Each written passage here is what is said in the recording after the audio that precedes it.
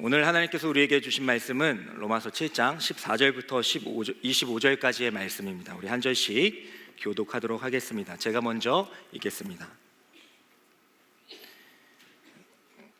우리가 율법은 신령한 줄 알거니와 나는 육신에 속하여 제 아래에 팔렸도다.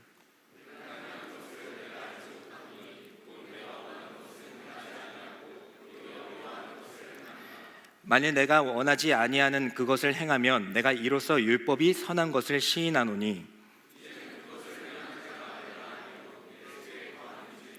내 속 곧 내 육신에 선한 것이 거하지 아니하는 줄을 아노니 원함은 내게 있으나 선을 행하는 것은 없노라.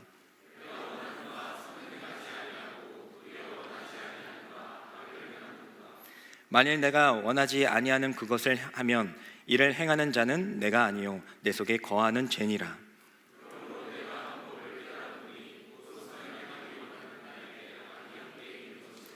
내 속사람으로는 하나님의 법을 즐거워하되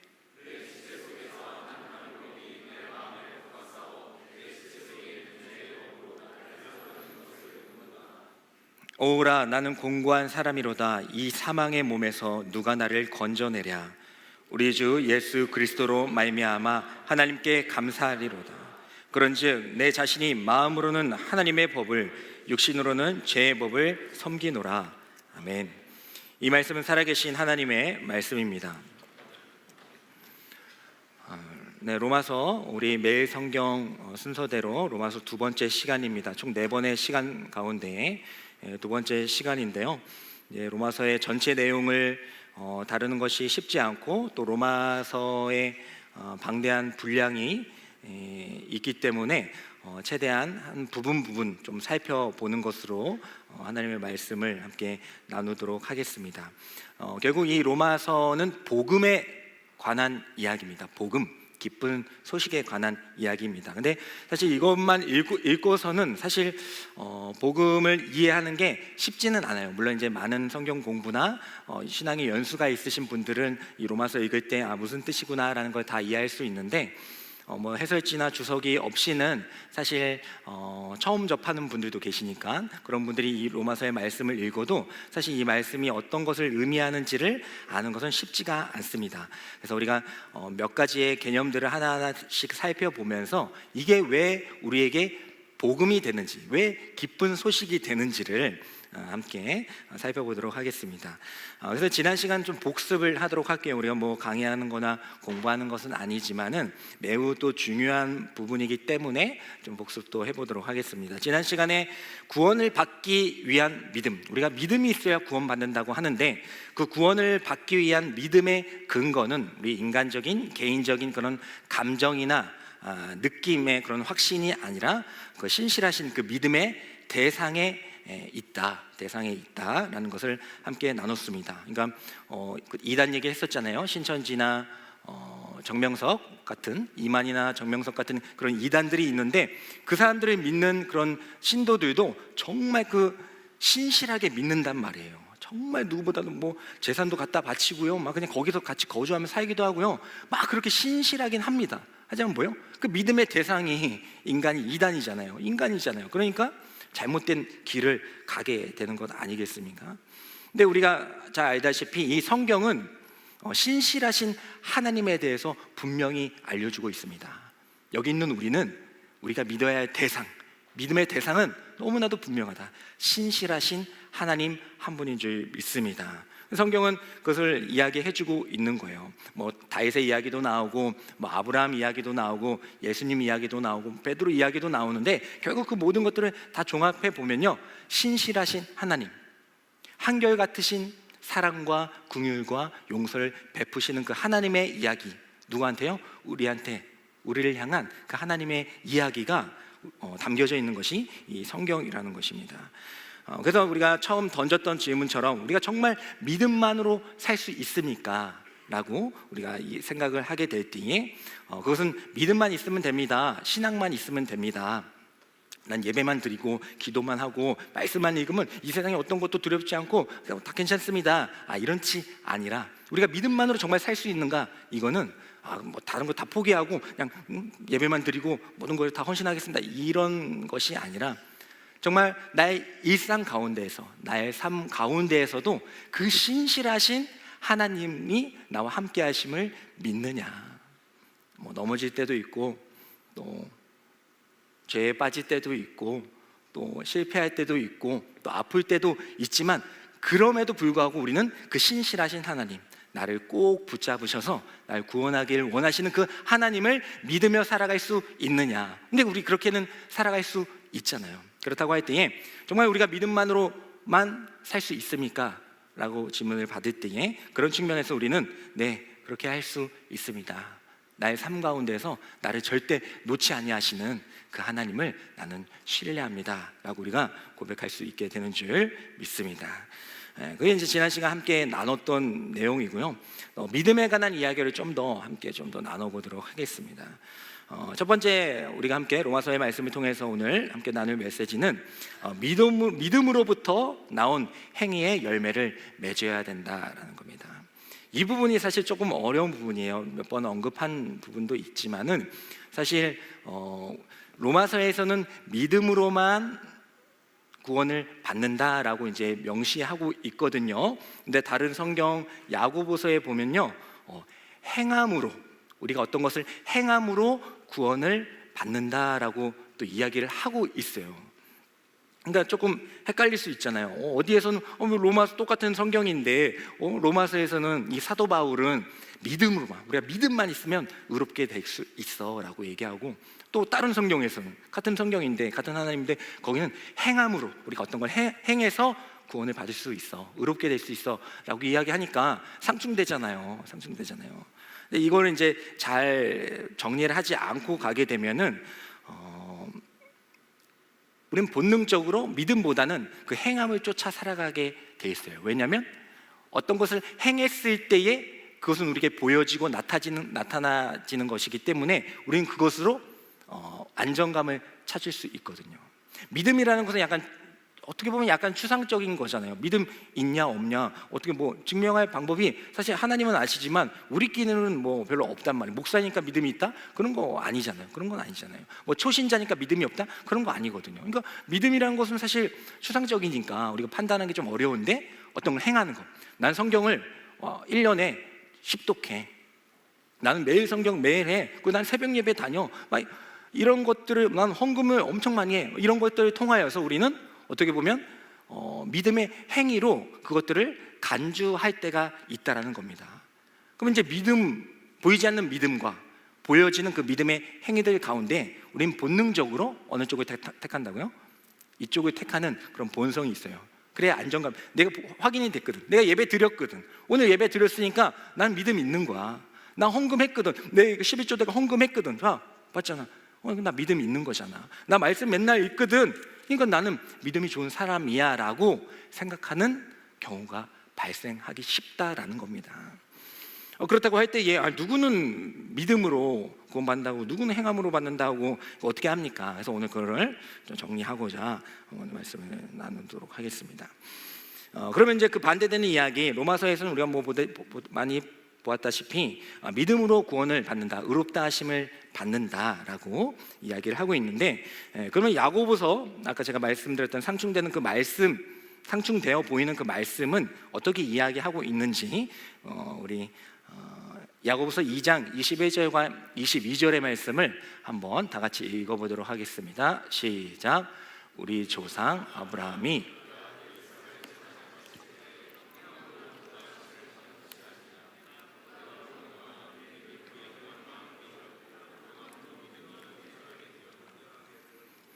네, 21절에 보면 아브라함 이야기를 하고 있는데, 이제 아브라함은 이제 하나님이 택하신 믿음의 사람이거든요. 근데 이 사람에게 이제 아들 이삭이라는 아들을 하나님께서 주셨어요.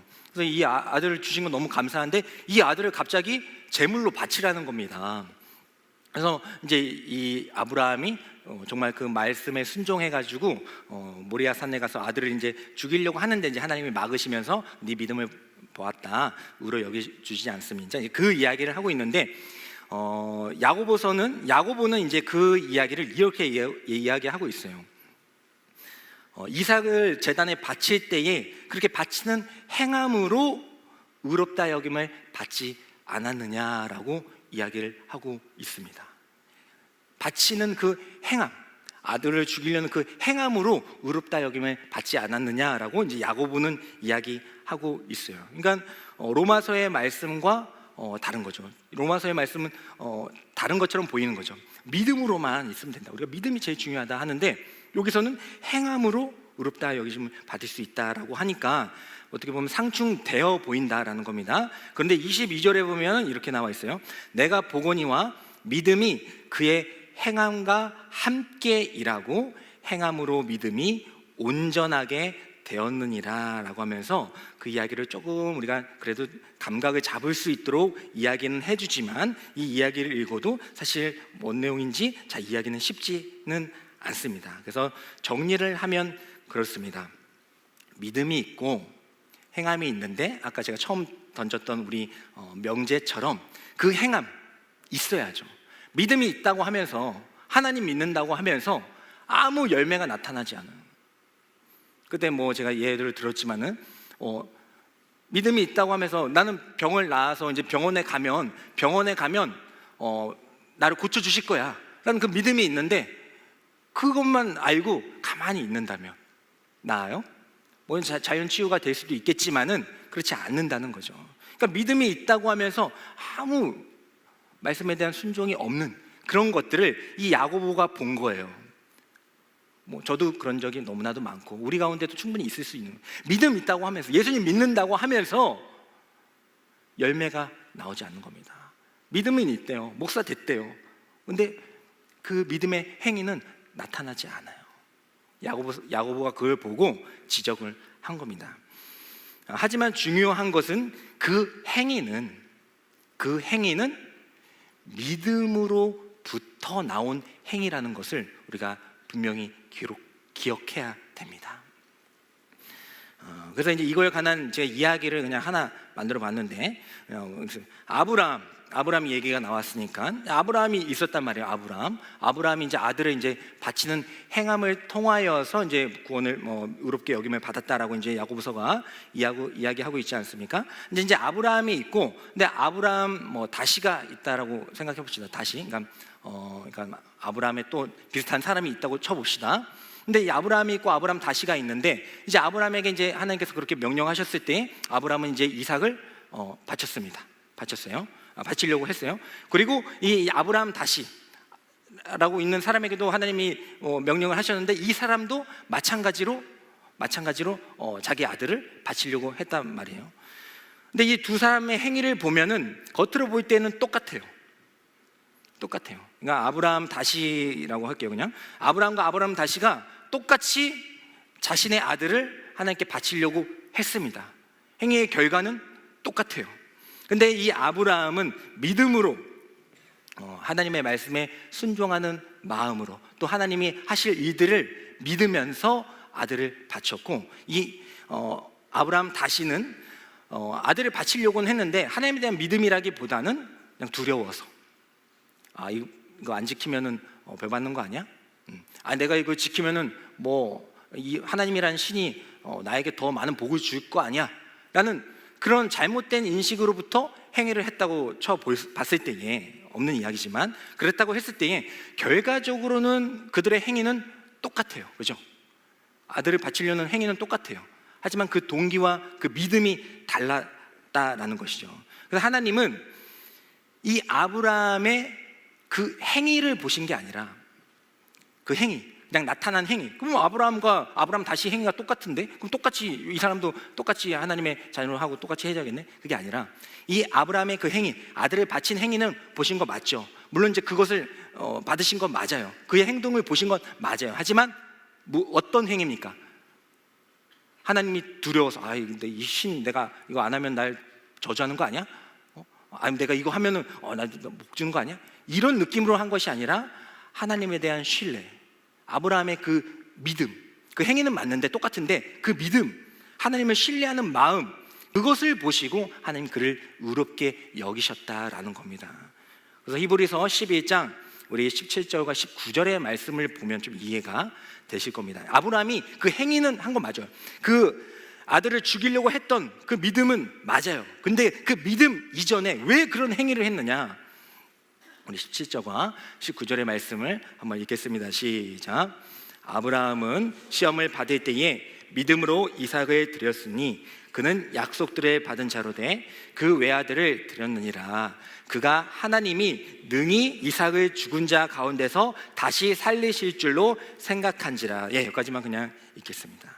자, 아브라함 다시 똑같이 행위한 건 맞아요, 그죠? 똑같이 아들을 바치려고 했습니다. 하지만 이 아브라함, 우리가 믿음의 조상이라고 했던 그 아브라함은 그 행위 가운데 어떤 게 있었다고요?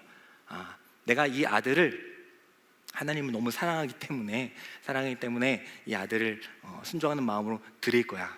근데 어떤 게 있습니까? 거기에? 그렇지만 내가 이 아들을 죽인다 할지라도 하나님께서는 다시 살리실 거라는 믿음을 가지고 칼을 들었다라는 거예요. 칼을 들었다. 그래서 야고보서가 말하는 그 행위 당연히 이제 나타나야죠. 그 행위, 그 말 야고보서가 하는 이야기도 맞아요.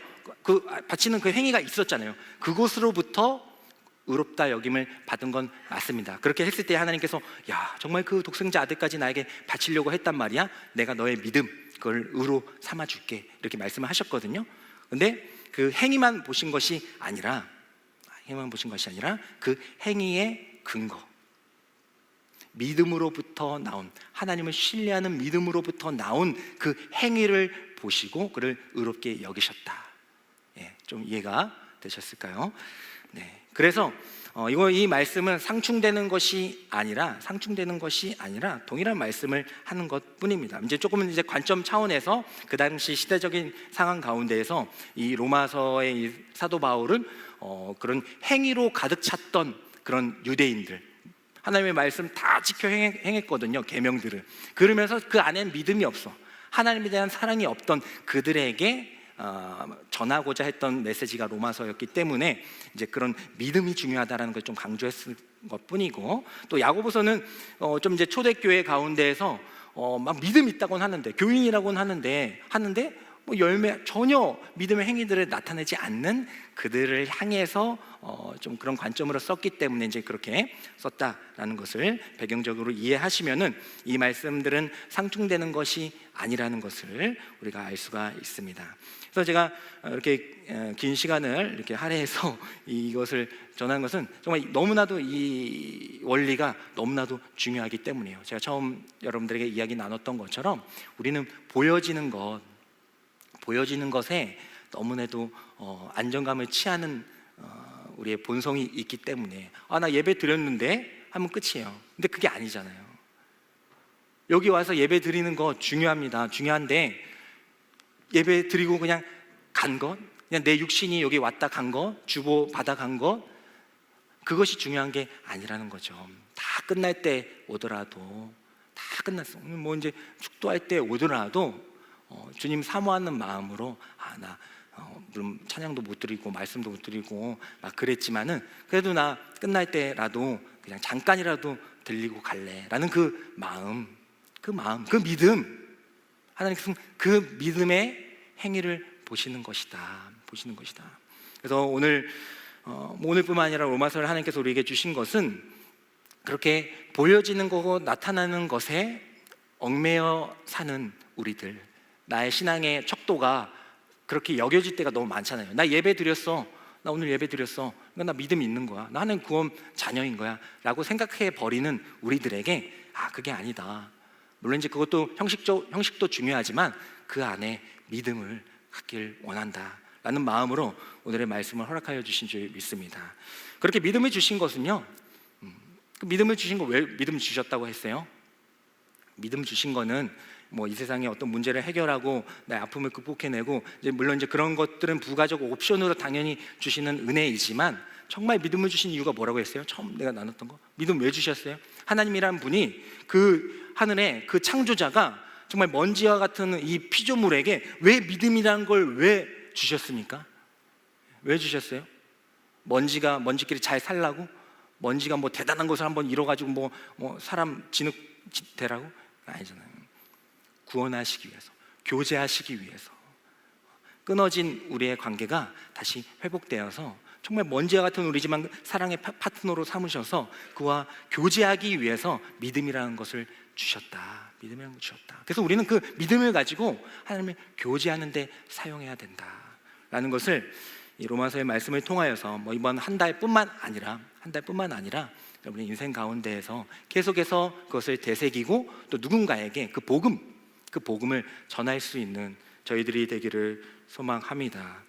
그래서 이게 복음이 되는 것은 우리의 어떤 행위로 구원을 받는 거였더라면 1년에 1,000만 원씩 헌금 내야 돼. 새벽 예배 1년에 그래도 50번은 와야지. 그 성경은 하루에 10장은 읽어야 돼. 이런 행위적인 것으로 구원을 하나님께서 책정하셨더라면은 아마 우리는 어느 부분은 지키는 분도 있겠지만 많은 부분을 해결할 수 없을 겁니다. 자경 미달이 되겠죠. 하지만 때로는 그렇게 못하지만 너무 바쁘고 힘들어서 한 장 읽기도 힘들지만 그게 잘했다는 건 아니에요. 물론 이제 틈을 내서 유튜브 볼 시간이 있으면서 이거 볼 시간은 없잖아요. 근데 잘했다는 건 아니지만 때로는 너무 힘들고 어렵고 시간도 없고 바쁘고 잠잘 시간도 없어서 그렇게 정말 뭔가 믿음의 행위는 나타날 수 없는 그런 상황 가운데 있을지라도 하나님께서는 그 가운데에 하나님을 사모하는 믿음, 하나님 제가 한 장도 못 읽었지만 제 육신이 연약해서 한 장도 못 읽었지만 그래도 하나님은 늘 생각하며 살아가고 있습니다. 제가 예배를 못 드리지만 제가 어떤 사정과 그런 상황상 예배는 못 드리지만 그 일하면서도 회사에서도 저는 늘 하나님을 생각하고 있습니다라는 그 믿음을 갖게 될 때에 하나님께서 믿음의 행위 뭐가 나타나서 교회 가지도 못했는데 하지만 하나님께서는 그 믿음을 보시고 그를 구원하여 주실 줄 믿습니다. 이게 복음이라는 거예요. 이게 기쁜 소식이라는 겁니다.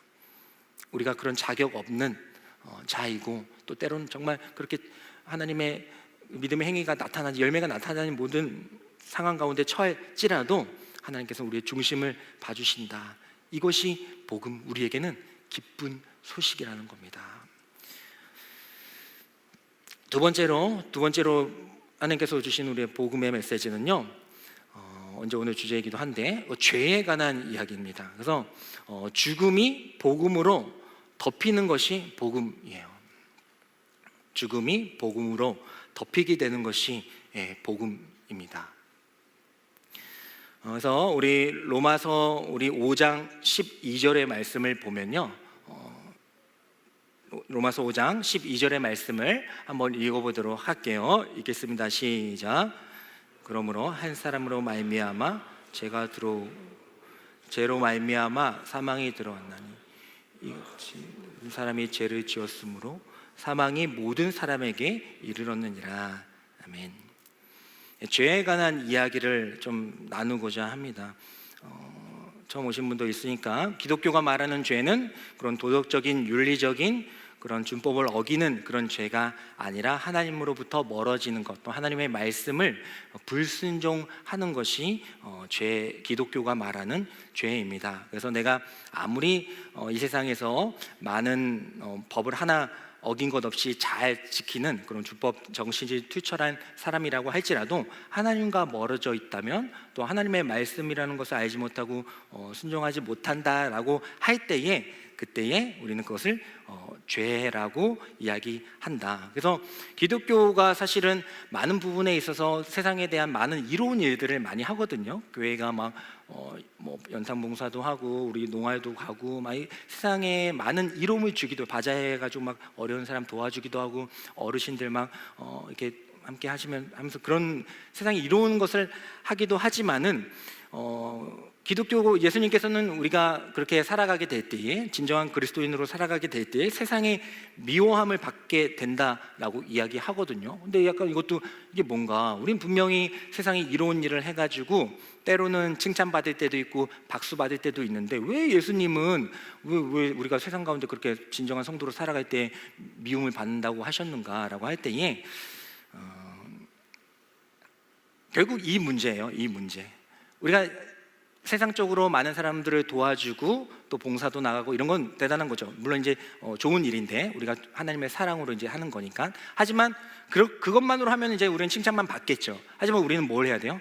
이 복음이라는 걸 전해야 되거든요. 근데 복음을 전하다 보면 이 문제, 아까 제가 처음에 말씀드렸던 그 부분을 건들 수밖에 없는 겁니다.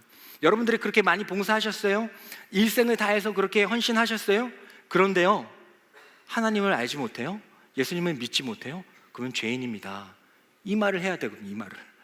이 말을 하니까 그분들 입장에서 억울하고 어이가 없는 거죠. 그렇지 않겠어요? 물론 예수님이라는 분 몰랐는데 나는 정말 평생을 박애의 정신이 있어가지고 인류애가 있어가지고 정말 헌신하면서 평생을 막 간원처럼 막 그렇게 살았는데 죄인이라고 하니 열이 받지 않겠어요? 그건 당연한 거 아니에요? 그죠? 열이 받겠죠? 그래서 우리가 그런 뜻에서 예수님께서 말씀을 하신 겁니다. 그래서 우리는 이 죄라는 부분을 분명히 이제 알고 신앙생활을 해야 돼요. 신앙생활을 해야 됩니다. 여러분들 친구들 가운데도 막 물어보는 사람이 있을 거예요. 야, 뭐 기독교에서 맨날 왜 죄인이라고 하는데 난 그게 싫더라. 교회 갔는데 왜 죄인이라 그래요? 난 깨끗하게 살았는데. 근데 이럴 때에 여러분들 이 개념을 조금 설명해 주면은 뭐 그래도 이제 좀 논쟁이 오고 가겠지만 그래도 이해가 조금 되는 부분도 있다라는 거죠. 기독교가 말하는 죄는 뭐 누구 때리지 않고 훔치지 않고 이런 걸 얘기하는 게 아니라 하나님으로부터 피조물인 우리가 나를 지으신 하나님으로부터 멀어졌을 때에 피조물인 우리가 창조자이신 그 하나님의 말씀을 순종하지 않을 때에 그것을 죄라고 정의하고 있어 라고 얘기한다면 조금 이해가 편하실 겁니다. 그래서 이제 이 죄를 우리가 짓게 된 거죠. 근데 이 죄는 사실 오늘 말씀을 보면 우리로부터 시작했다기보다는 우리 아담과 하와 알죠? 아담과 하와 다 알죠? 아담과 하와 그 아담으로부터 죄가 시작됐다라고 이제 오늘 방금 읽었던 말씀은 이야기를 하는 거예요. 그 아담이 어떻게 했습니까? 아담과 하와가 있었는데, 간략하게 얘기하면 아담과 하와가 있었는데 하나님이 그 선악과를 두시고 다른 음식은 다 먹어도 되는데 이 과일은 절대 따먹지 말아라 라는 하나님의 말씀을 정하셨습니다. 다른 거 다 먹어도 돼. 근데 이 선악과는 먹지 말아라. 분명히 하나님께서 계명을 주셨다라는 거죠. 근데 이 아담과 하와가 어땠어요? 그 뱀의 유혹에 빠져서 뱀의 유혹이 어떻습니까? 야, 그 하나님이 왜 그거 먹지 말라는 줄 알아? 그거 먹으면 너가 하나님처럼 힘이 세지거든. 힘이 세지는 거야. 하나님 그게 두려운 거야. 그래서 먹지 말라고 하는 거야. 하니까 이 아담과 하와가 그래? 하면서 이제 거기 넘어가지 않습니까? 결국 하나님의 먹지 말아라 했던 그 말씀을 어겼죠. 어기고 먹게 되었죠. 그리고 그 먹었던 그 동기는 뭐예요? 내가 하나님처럼 돼야지. 나도 하나님처럼 될 수 있어. 나는 그런 동기로 그 선악과를 먹은 거 아닙니까? 그래서 하나님께서는 그것을 죄로 여기게 됩니다. 물론 사랑하는 아담이 있지만은 그 아담의 죄로 인해서 오늘 말씀을 보면 뭐가 들어왔대요? 빨간색 부분 보면 그 한 사람이 이제 아담이거든요.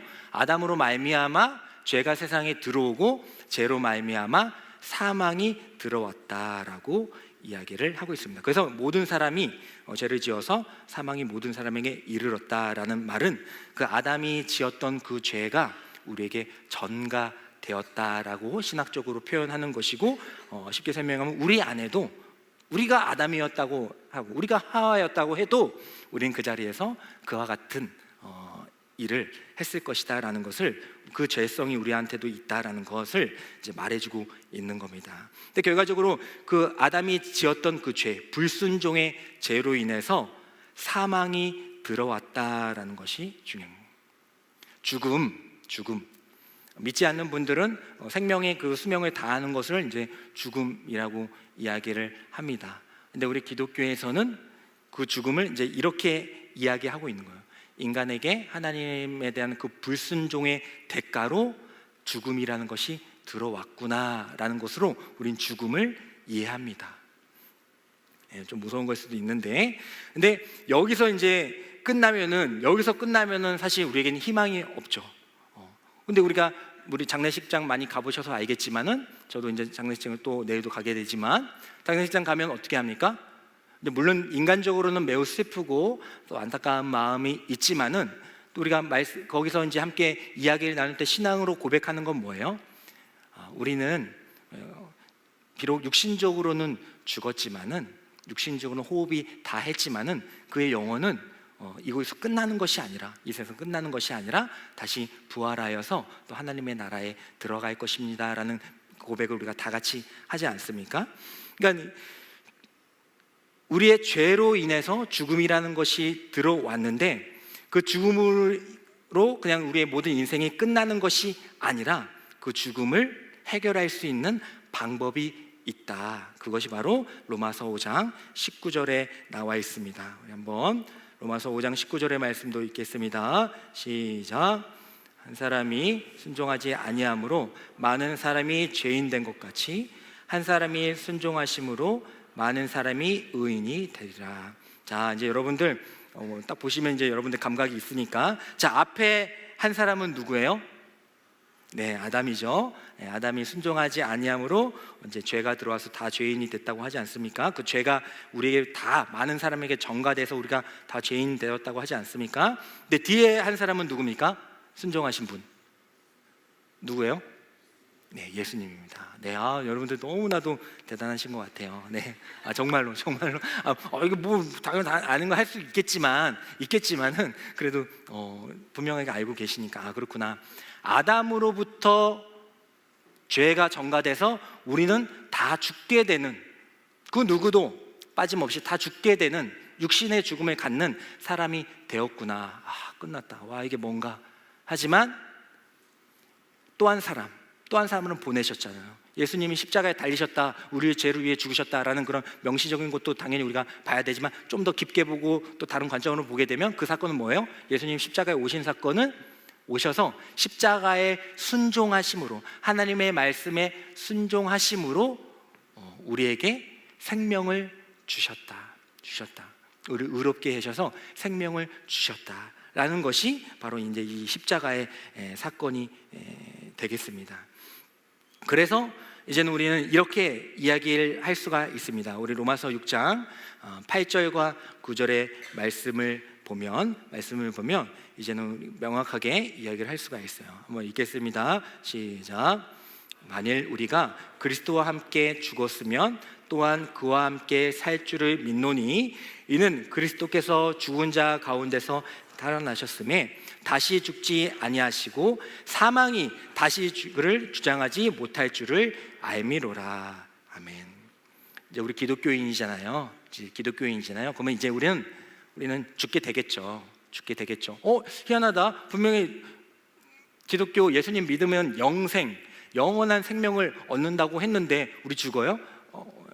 죽죠. 육신적으로는 다 죽죠. 여기 뭐 100년 모르겠습니다. 요즘에는 이제 100세 시대가 됐다고는 하지만은 언젠간 육신적으로는 다 죽겠죠. 하지만 그것으로 끝나는 것이 아니라 우리는 육신은 죽게 되지만은 오늘 말씀하여 주신 것처럼 예수님께서 죽으셨다가, 십자가에서 죽으셨다가 다시 부활하여 살아나신 것처럼, 이제는 우리가 예수님을 믿게 될 때에 우리 또한 육신은 죽게 되지만 예수님과 함께 다시 살아나게 되는 것이다.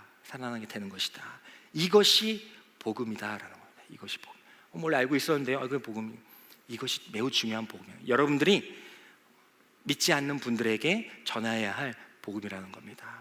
이 땅에서 죽음으로 끝나는 것을 두려워하는 사람들이 얼마나 많은데요. 이 땅이 끝인 줄 알고 그냥 내 마음대로, 마음 가는 대로, 내가 원하는 대로, 본성대로 죄를 지면서 사는 사람이 얼마나 많이 있습니까? 하지만 그것이 아닙니다. 이 땅에서 끝나는 것이 아니라 우리는 죽음이 끝이 아니라 또 하나의 시작입니다 라고 전할 수 있을 때에, 어떤 사람은 그 말씀을 듣고 다시 일어서고, 어떤 사람은 그 말씀을 듣고 다시 새 생명을 얻게 될 줄 믿습니다.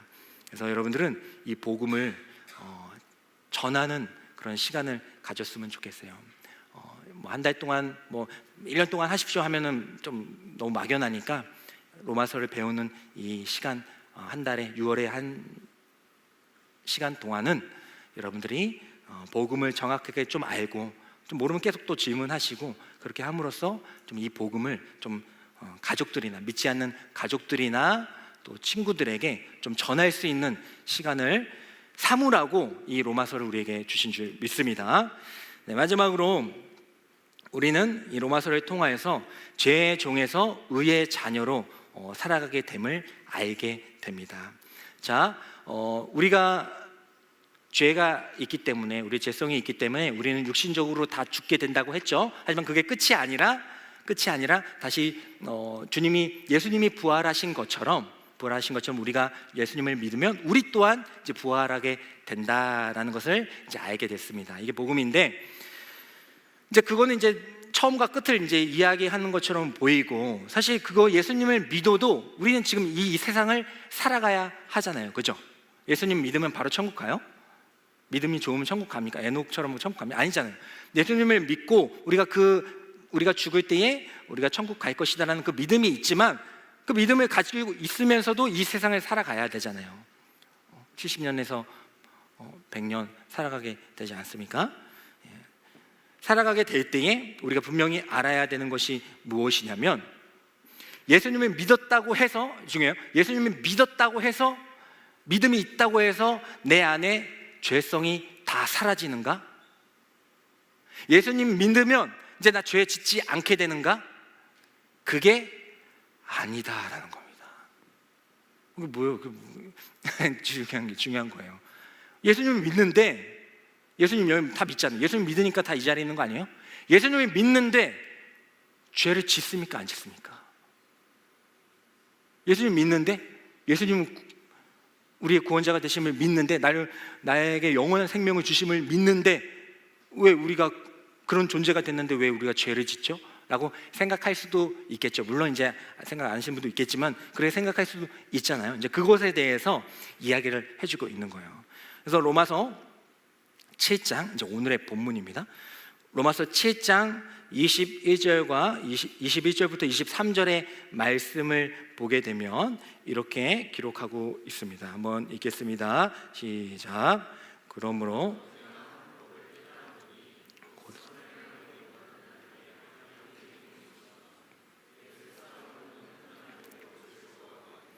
내 지체 속에서 한 다른 법이 내 마음의 법과 싸워 내 지체 속에 있는 죄의 법으로 나를 사로잡는 것을 보는도다.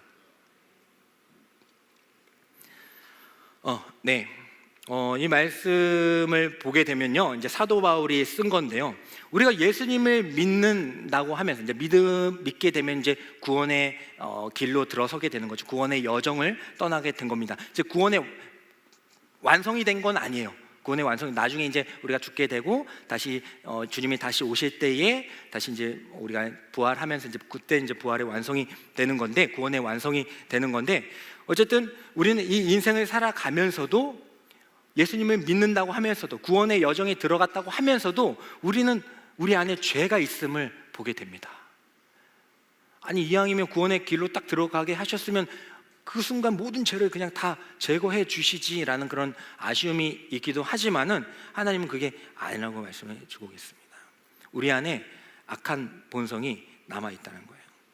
로버트 루이스 스티븐슨의 소설 그 지킬 박사와 하이드, 하이드 씨를 아실 거예요. 거기 보면은 이제 이 지킬 박사가 실험을 하잖아요. 박사인데 실험을 하게 되잖아요. 내 안에 있는 악을 좀 분리해내고 싶다. 좀 약간 엉뚱한 거긴 하지만 이 소설이니까 이 지킬 박사가 연구를 막 하다가 내 안에 있는, 인간 안에 있는 그 악, 선이 있고 악이 있는데 그 악을 분리해낼 수 있다면 얼마나 좋을까라는 거 가지고 이제 실험을 막 하게 됩니다. 그래서 막 해가지고 막 만들고 막 그래 하게 돼요. 그래가지고 이제 결국 이제 그 약을 만들게 딱 됩니다. 만들게 돼요. 근데 만들고 나서 이제 이게 약이라고 딱 치게 되면은 많이 쓰이는데 요즘에 이게 약이라고 치게 되면 이제 이 약을 딱 만들었어요. 근데 이 약을 딱 먹으면 이제 내 안에 선과 악이 이제 분리가 되는 거예요. 그럼 먹어야 돼요? 안 먹어야 돼요? 여러분 먹겠어요? 안 먹겠어요? 임상 실험이니까 뭐 고민하겠죠. 근데 이 지길 박사도 이제 고민을 하다가 먹게 됩니다. 근데 이제 먹기 전에 했던 노래가 뭡니까? 지금 이 순간. 지금 이 순간이에요. 들어보시면 되게 좋은 노래가 있습니다. 어쨌든 그 노래를 부르면서 이제 뮤지컬에서 이제 먹게 되는데, 어쨌든 이 지케 박사가 결국에는 뭐 임상 실험자를 구하는데 아무도 지원 안 하죠. 누가 그 처음 하는데 하겠습니까? 그래서 본인이 이제 그 약을 먹게 됩니다. 그리고 그 악이 분리될 줄 알았는데 또 하나의 그 인격이, 악의 인격이 생김으로써 이 한 몸에서 두 가지의 인격으로 살아가게 됩니다. 약을 먹으면 하이드 씨가 되는 거예요. 그리고 약발이 떨어지면 다시 지킬 박사가 되고, 결국에는 완전한 분리를 하지 못해, 몸은 하나인데 완전한 분리를 하지 못했어요. 그리고 이 하이드 씨가 악의 본성이 지킬 박사를 이제 결국엔 집어삼키게 되면서 파멸에 이르게 된다는 그런 내용입니다. 사도 바울도 마찬가지죠. 우리 안에 선이 있고 나에게 선을 행하고자 하는 그 마음이 있는데 내 안에 악도 있다라는 겁니다. 이게 성경이 말하는 이야기예요. 예수님 믿으면 악은 모두 다 사라지고, 예수님 믿으면 나 착한 일만 해야지, 이게 아니라 우리 안에는 악도 여전히 존재하더라는 겁니다. 그래서 그렇게 악이 있는데, 우리 안에 악이 있는데, 우리의 육신을 따라가는 그런 악이 있는데, 그러면 어떻게 합니까? 난 예수님 믿고 정말 선만 행하고 살아가고 싶은데 내 안에 내 몸과 내 본성은 죄를 따라가려고 하니 이거 어떻게 합니까? 해서 오신 분이 계시죠.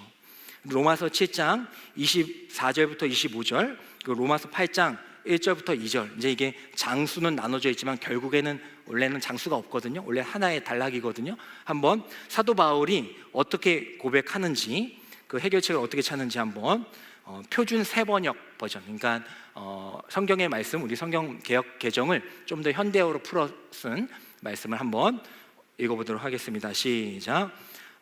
나는 비참한 사람입니다. 누가 이 죽음의 몸에서 나를 건져주겠습니까? 우리 주 예수 그리스도를 통하여 나를 건져주신 하나님께 감사를 드립니다. 그런데 내가 마음으로는 하나님의 법에 복종하고 육신으로는 죄의 법에 복종하고 있습니다. 그러므로 그리스도 예수 안에 있는 사람들은 정죄를 받지 않습니다. 그것은 그리스도 예수 안에서 생명을 누리게 하는 성령의 법이 여러분의 각자를 죄와 죽음의 법에서 해방하여 주었기 때문입니다. 아멘. 결국 우린 태생적으로 죄인이지만 하나님의 은혜로 또 예수님의 그 십자가의 순종하심으로 우리는 의롭다 여김을 받아 의인이 될 수 있다라는 사실을 우리에게 알려주는 거예요. 태생적으로 죄를 가지고 있는 사람이지만 예수님을 믿어도 우리 안엔 죄가 남아있다. 끝이다. 그럼 뭐냐? 같이 계속 이렇게 싸우며 살아가야 하는가? 그게 아니라 이 비참한 몸, 공고한 이 몸에서 건져내 주실 분이 누구이신가?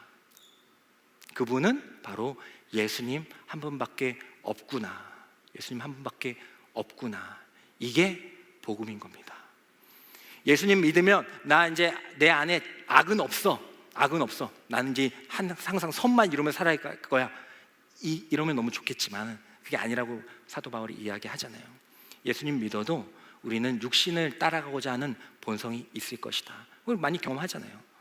신앙생활 하지만 열심히 우리가 다니지만 경험하잖아요.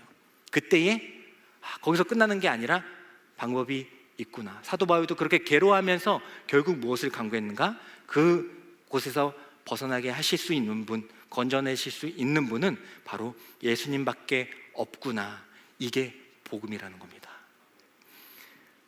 내 안에 죄가 없어, 악은 없어, 이게 복음이 아니라 나는 예수님을 믿지만 내 안에는 죄가 또 있네. 난 또 죄를 짓네. 난 또 미워하네. 난 또 때리네. 또 훔치네. 막 이렇게 싸워가면서, 그러면 어떻게 해야 되지? 그럼 어떻게 하면 돼? 나 어떻게 하는? 예수님, 하나님 나에게 구원을 주신다면서 왜 이 몸을 나에게 죄를 주시고 연약하고 나약한 존재로 만드셨습니까? 어떻게 해야 됩니까? 할 때 공고한 몸을 구원해 주실 분, 이 비참한 몸을 구원해 주실 분은 예수님밖에 없구나. 이게 복음이라고요. 결국 성경은 뭐 많이 얘기했잖아요. 결국 성경은 예수님밖에 없습니다. 우리를 구원해 주실 분은 예수님밖에 없어요. 광야에서 이스라엘 백성들이 광야의 삶을 살아갈 때 그 광야의 생활을 막 하면서 하나님이 깨닫게 해주시는 것이 뭡니까? 그렇게 한번 뺑이 쳐봐라, 그렇게 뭐 한번 괴로운다, 내 말 안 들었지? 그냥 한번 고생해봐라, 이런 마음을 하셨어요? 그거 아니잖아요. 뭘 깨닫게 하시기 위해서? 구원자는 여호와 한 분이신 줄을 알게 함이라. 결국 그 얘기, 여호와가 예수님이란 뜻이거든요. 결국 그걸 얘기하고 있는 겁니다. 그래서 우리는 죄를 짓잖아요. 죄를 짓잖아요. 매일같이 짓잖아요. 그 죄를 지을 때에 그냥 죄를 짓고, 난 원래 이렇지 뭐, 이러고 하면 안 된다는 거예요. 그리고 예수님을 알게 됐잖아. 내가 죄 있는 거 오케이, 인정하는데 방법이 있지. 계속 그냥 나 죄 짓고 또 이게 그게 아니라 사도 바울처럼 이 비참한 뭐 어떡합니까? 근데 방법이 있군요. 방법이 있네요. 예수 그리스도로가 있군요. 여기로 가셔야 돼요. 우리도 죄 짓고 그냥 그러고 하루하루 넘어가는 게 아니라 방법이 있습니다. 방법이 있네요. 예수님을 의지하면 되는 것이군요. 거기로 가면 우리는 하나님이 원하시는 그 길로 가게 되는 줄 믿습니다. 그래서 로마서 6장 6절의 말씀을 보면 표준 세번역으로 이제 또 말씀이 너무 읽으면 조금 어려운 부분이 있어서 표준 세번역으로 갖고 왔습니다. 로마서 6장 6절의 말씀 한번 읽겠습니다. 시작.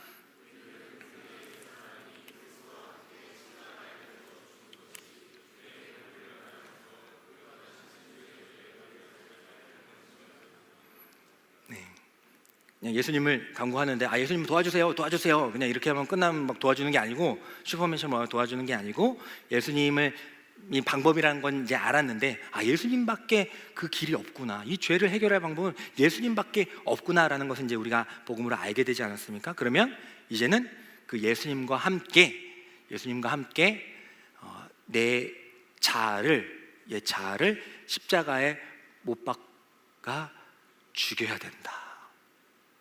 좀 무섭고 살벌한 이야기가 될 수 있겠지만 그래야 된다. 내 자아를 십자가에 함께 못 박혀 죽어야 된다. 결국 이것을 뭘 얘기하게 되냐면 로마서 6장 11절과 12절의 말씀도 한번 읽게 되겠습니다. 우리가 십자가에 못 박혀 죽는다는 것이 뭘 의미하는 것입니까? 읽겠습니다. 시작. 이와 같이 여러분도 여러분 스스로가 죄에 대하여는 죽은 사람이요 하나님께 대하여는 그리스도 예수 안에서 살아있는 사람이라는 것을 알아야 합니다. 그러므로 죄가 여러분들의 죽을 몸을 지배하지 못하게 해서 여러분들이 몸의 정욕에 굴복하는 일이 없도록 하십시오. 그러니까 우리의 자아가 예수님과 함께 십자가에 못 박혀 죽는다는 것은 무엇을 의미하냐면 죄는 있잖아요. 죄는 있지만 그 죄에 대하여는 내가 십자가에 못 박혀 죽은 사람으로 살아가야 한다. 그 죄는 있어. 우리의 세상 가운데 죄는 있어. 예수님이 오셨다고 해서 죄가 사라지는 게 아니에요. 죄는 있지만 그 죄에 대하여 나는 십자가에 못 박혀 죽었기 때문에, 죽은 사람이 반응할 수는 없잖아요. 죽었기 때문에 나는 죽은 자로 살아간다. 죄가 많이 있잖아요. 우리 많은 그런 죄들이 있잖아요. 그 죄에 대해서 난 죽었으니까 반응하지 않는 거예요. 좀비처럼 죽었는데 가는 게 아니라 죽었으니까, 죄가 많이 있지만 난 죽었으니까 반응하지 않는 겁니다. 하지만 예수님에 대하여, 하나님에 대하여는 살아난다. 하나님에 대하여는 반응하는 거죠. 하나님의 말씀과 하나님의 뜻에 이제 살아있으니까 반응하며 살아가게 된다. 이것이 바로 로마서가 말하는 죄의 해결을 위한 복음이 되는 것입니다. 여러 가지 막 나누고 해가지고 좀 어려운 부분이 있었겠지만 여러분들이 또 계속 보시고 또 알아가시는 그런 단계라고 생각하시고, 너무 어려웠던 부분이 있거든. 여러분들 또 궁금하시면 또 물어보시고 어쨌든 이 문제를 좀 해결해서 갔으면 좋겠습니다. 결국 하고 싶은 말은 이겁니다. 죄가 들어왔지만 그것으로 끝나는 것이 아니라 해결하실 수 있는 방법을 주셨다. 우리 죄가 들어와서 나는 죽게 되었어. 사망은 누구나 다 죽게 되었어. 근데 해결하실 수 있는 방법이 예수 그리스도와 함께 연합하면 우리는 다시 살아날 수가 있는 것이구나. 그렇게 믿음을 가지지만 나는 내 안에 계속 죄가 있구나. 이거 어떡하지? 괜찮아. 그 맞아. 죄가 있는 게 맞아. 근데 해결할 수 있는 방법이 있어. 똑같네? 아까 그거랑 똑같네? 예수 그리스도 한 분이시면 되는구나. 그게 무슨 뜻입니까? 예수님께서 십자가에 죽으신 것처럼 우리도 내 자아를 십자가에 못 박혀 죽어야 돼. 그러니까 죽었으니까 그 죄에 대하여 나는 이제 반응하지 않아. 이 깨달음이 우리의 생활을 바꿀 수 있다. 그 사실을 분명하게 기억할 수 있는 저와 여러분들이 되기를 소망합니다. 죄, 결코 우리가 죽는 그 순간까지 맞서 싸워야 하는 그 죄, 그걸 다르게 얘기하면 우리는 죽는 순간까지 예수님을 믿는다면, 신앙을 잃지 않는다면 예수님을 의지해야 하는 것이죠. 예수님을 믿어야 하는 것이죠. 그 십자가에 예수님이 돌아가셨던 것처럼 우리도 그 십자가에 우리 자아를 같이 못 박아 죽여야 하는 것이죠. 그럼에도 불구하고 우리는 계속해서 죄를 짓고 살아가게 될 것입니다. 하지만 처음 제가 말씀드렸던 우리에게 믿음을 주셨잖아요. 죄를 짓는데 믿음도 주셨어요. 그래서 뭘 할 수 있어요?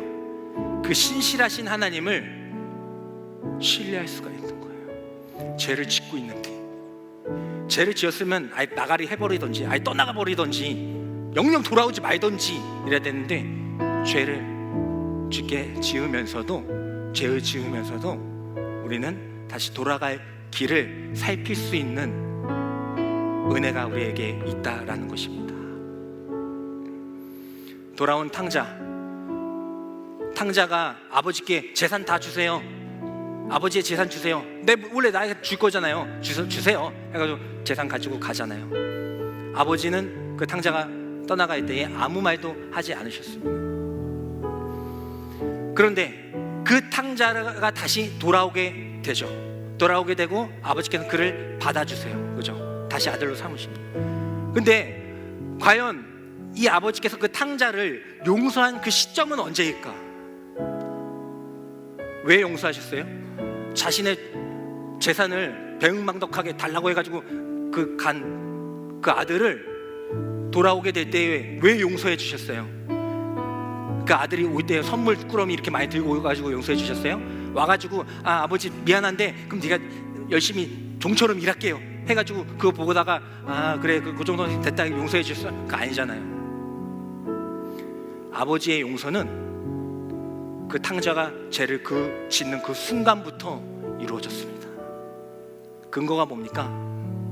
그가 아버지 재산 다 가지고 나갈 때에 아버지는 뭐 하셨어요? 그때부터 뭐 하셨어요? 재산 가지고 다 나갈 때 그때부터 아버지 뭐 하셨어요? 그를 기다리셨잖아요. 그게 그 근거입니다. 하나님의 그 신실하심의 근거예요. 우리가 죄 가운데 살아가지만 이 자리에 또 있을 수 있는 것은 우리가 깨끗해서가 아닙니다. 깨끗해서가 아니에요. 예수님 믿어가지고 내가 회개해가지고 눈물 흘리면서 이게 아니에요. 하나님의 그 기다리심이 없다면 회개가 무슨 소용이 있어요? 하나님이 아버지가 받아주지 않는다면 그 아들이 지금이라도 아버지께 돌아가야지, 이게 무슨 소용이 있어요? 아버지가 용서해주지 않으면 무슨 소용이 있어요? 하지만 아버지는 그 아들을 죄를 짓는 그 순간부터 용서해 주셨습니다. 그래서 아들이 올 때까지 기다리고 계셨다는 겁니다. 우리가 이 사실을 알고 이제 그 돌아온 탕자처럼 살아가기를 원합니다. 우리가 뭘 해서 아버지가 용서해 주신 게 아니구나. 아버지께서는 나의 죄를 아시면서도 그 순간 죄를 용서해 주셨구나. 그러니까 이제 아버지의 뜻대로 더 잘 살아요. 누구보다도 아버지의 뜻대로 내가 살아가야지. 이게 믿음의 행위인 것입니다. 우리 다 같이 일어나셔서 우리의 죄를 고백할 수 있는 시간, 하지만 신실하시게 우리의 죄를 고쳐주기를 원하는 시간, 나를 의지해 라고 말씀하시는 그 하나님의 음성을 듣기를 간절히 소망합니다.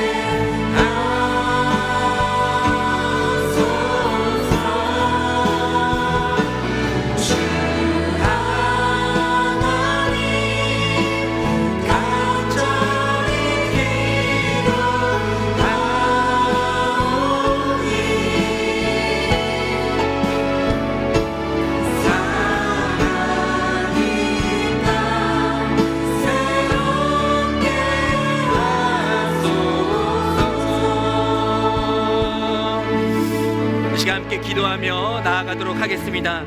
하나님 아버지, 신실하신 하나님을 찬양합니다. 나의 연약함과 나약함, 또 믿음 없음을 아시면서 끝까지 기다리시는 그 하나님을 사랑하는 마음으로 행할 수 있는 저희들의 모든 삶이 되게 하여 주시옵소서. 죄된 몸을 쫓아 하나님을 떠나갈 때가 너무나도 많지만 단 한순간도 그 죄를 묻지 아니하시는 하나님 아버지, 단 한 번도 우리에게 죄를 묻지 아니하시는 그 하나님의 마음을 알아 이제는 그 누구보다도 하나님의 뜻대로, 하나님의 마음대로 순종하며 살아갈 수 있는 저희들의 삶이 되게 하여 주시옵소서. 이제는 옛 자아가 십자가에 죽었음을 분명히 알고, 나는 죽었구나, 난 죄에 대하여 분명히 죽었구나, 그 암, 그 깨달음, 그 사실을 분명히 믿고 죄에 반응하지 않을 수 있는 믿음을 허락하여 주시옵소서. 그래야 해서 이제는 하나님의 법 안에서, 은혜의 법 안에서 하나님의 뜻과 하나님의 말씀과 하나님의 마음대로 순종하며 살아갈 수 있는 저희들이 삶이 되게 해달라고, 모든 죄악을 고쳐달라고 우리 주님의 이름을 부르짖으며 나아가도록 하겠습니다. 주여, 주여, 주여.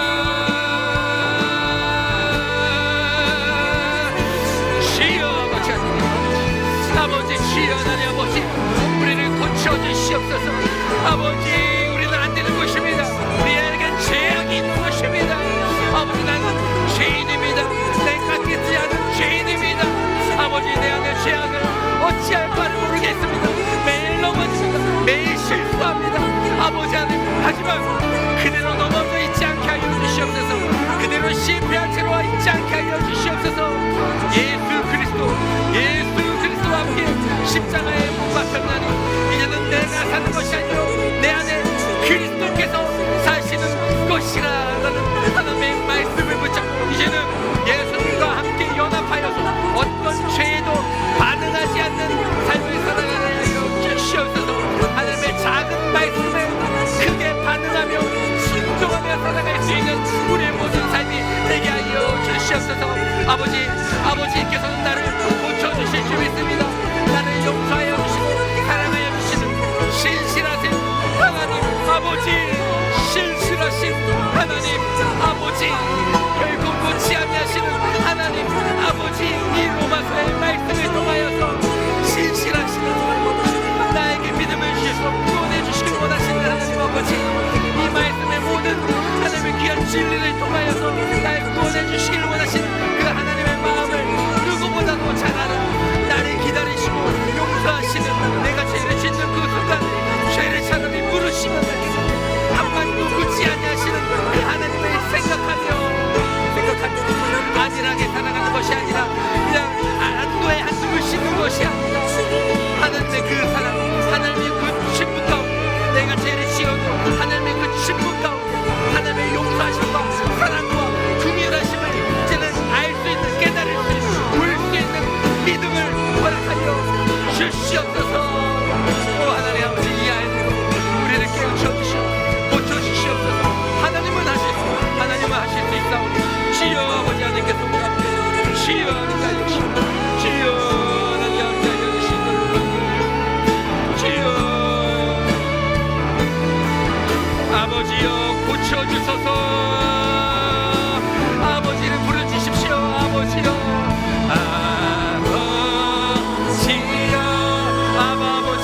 아버지 고쳐주시옵소서. 저의 힘으로는 할 수 없습니다. 죄가 있는 거 맞습니다. 죄를 짓는 거 맞습니다. 하지만 죄를 묻지 아니하시고 고쳐주시는 그 하나님 아버지, 하나님 아버지, 이제는 나를 고쳐주시옵소서.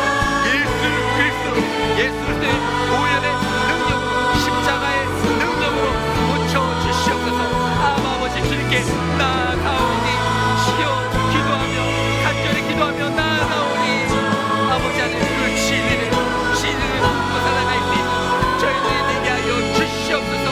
죄악에서 반응하지 않는 오직 하나님의 말씀에 반응할 수 있는 저희의 모든 삶이 되게 주여 은혜를 가하여 주시옵소서. 마지막으로 고백합니다. 아버지여 고쳐주시옵소서. 아버지는 하실 수 있습니다. 아버지만이, 하나님만이 나의 구원자이십니다. 나를 사랑하사 나를 위하여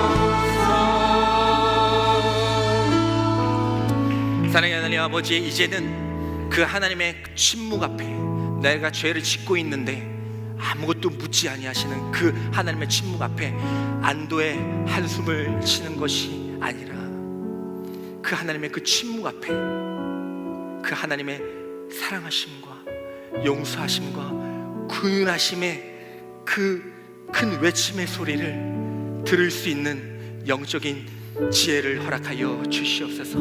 그리하여서 그 죄 가운데 빠져서 포기하고 낭망하고 그대로 살아가는 것이 아니라 공고한 마음은 맞다, 내 안에 죄는 여전히 있다, 사도 바울과 같이 고백하면서 그대로 있는 것이 아니라 예수 그리스도를 의지하면서 예수 그리스도와 함께 십자가에 못 박혀 큰 죄에도 반응하지 않을 수 있는 저희들의 삶이 되게 하여 주시옵소서. 그리고 이제 예수 하나님에 대하여는 살아있는 자가 되어서 작은 하나님의 말씀에도 크게 반응하며 살아갈 수 있는 진정한 영원한 생명의 삶을 살아갈 수 있도록 인도하여 주시옵소서. 우리는 부족하고 연약하지만 하나님은 우리의 아버지이시기에 우리의 고통을 아시고 슬픔을 아시고 우리의 연약함, 나약함을 아시고 우리를 고쳐 주실 줄 믿습니다. 이제 그 자리에 머무는 것이 아니라 주님을 더욱더 붙잡으면서 죄에서 벗어나서 정말 참된 진리의 기쁨, 하루하루가 하나님께서 나와 함께 하심을, 그 신실하신 하나님을 만끽하며 살아갈 수 있는 우리 더스트리 공동체의 모든 삶이 되게 하여 주시옵소서. 오늘도 우리의 손을 놓지 아니하시고 꼭 붙잡고 이끌어 주시는 예수 그리스도 이름으로 감사하며 기도드리옵나이다. 아멘.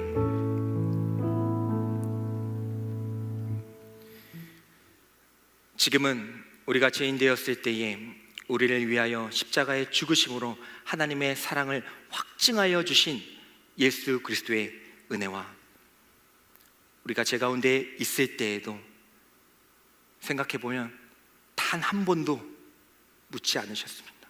너 왜 그런 죄를 짓냐? 너 그런 인간이니?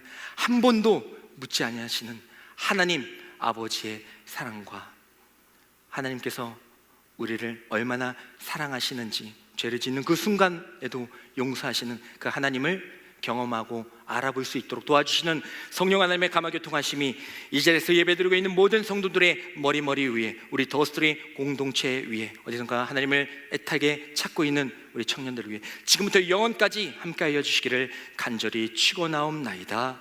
아멘.